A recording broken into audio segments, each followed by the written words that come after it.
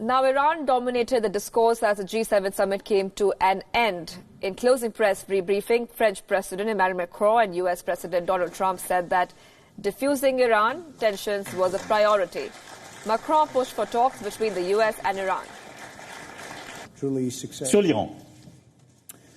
l'Iran, le président Trump et moi-même avons eu des échanges toutes ces dernières semaines, et particulièrement ces 2 derniers jours.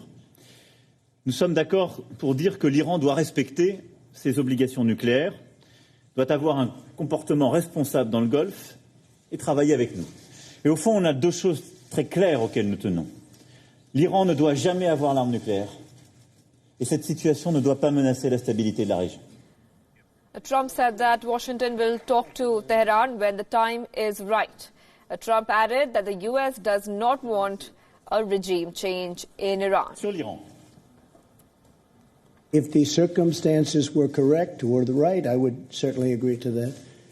But in the meantime, they have to be good players. You understand what that means. And they can't do what they were saying they're going to do, because if they do that, they're going to be met with really very violent force. We have no choice. Earlier, the U.S. President and German Chancellor Angela Merkel were at odds on the issue. While Trump said that G7 members were united on Iran, Merkel said that they still had a long way to go. Wir wollen keine Nuklearbewaffnung des Iran. Das muss verhindert werden. Und wir wollen das auf einem Verhandlungswege erreichen. Und ich denke, die Gespräche hier waren sehr produktiv, langsam weiterzukommen. Aber das ist noch ein langer Weg. This comes after Iranian Foreign Minister Javad Zarif's surprise entry at the G7. Zarif was invited by French President Emmanuel Macron.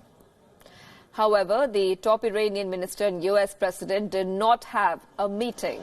Remember, Iran has maintained that it was up to the European powers to salvage the Iran nuclear deal after the U.S. pullout in 2018.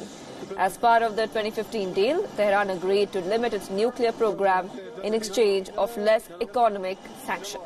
Sorry. No, we have to go. I'm sorry. Well, let's quickly tell you what the G7 is and why was there a huge fuss around it. Now, as the name suggests, it's a group of 7 countries. Together, they represent 40% of the global GDP. That's almost $40 trillion. They account for around 1/10 of the world population. And some of the world's most powerful nations are members of the G7. The list includes Canada, France, Germany, Italy, Japan, the UK, and the US. These countries are the movers and shakers when it comes to world politics. There is no doubt that it is a very powerful group. The problem is, though, that the group does not punch as one force. There is little that they all can agree on. Critics say the G7 is now irrelevant. G7 calls itself the leader of the world, the representatives of the world's leading democracies. But the argument isn't watertight. Big democracies like India and Brazil are not part of the G7. Plus, disagreements within the group have increased. Of last, U.S. President Trump has clashed with the rest on trade and climate change. This photograph that you see there on the screens from last year pretty much sums up the situation. This was in Canada. President Trump had rejected the final communique that other leaders had agreed to. A major disagreement is also over the status of Russia. In 1998, Russia had joined the group. It became G8, and that's how it stayed until 5 years back. But when Russia took over Crimea from Ukraine, its membership was suspended. So they're back to being G7. Now, President Trump has been pushing for Russia's return. Beyond all this, the ultimate criticism of G7 is that it does not reflect the current reality. No members from Africa, Latin America, or even the Southern Hemisphere.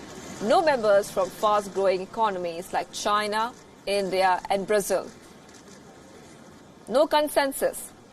It's a high table of the elite that, in fact, has deigns to invite some non-members.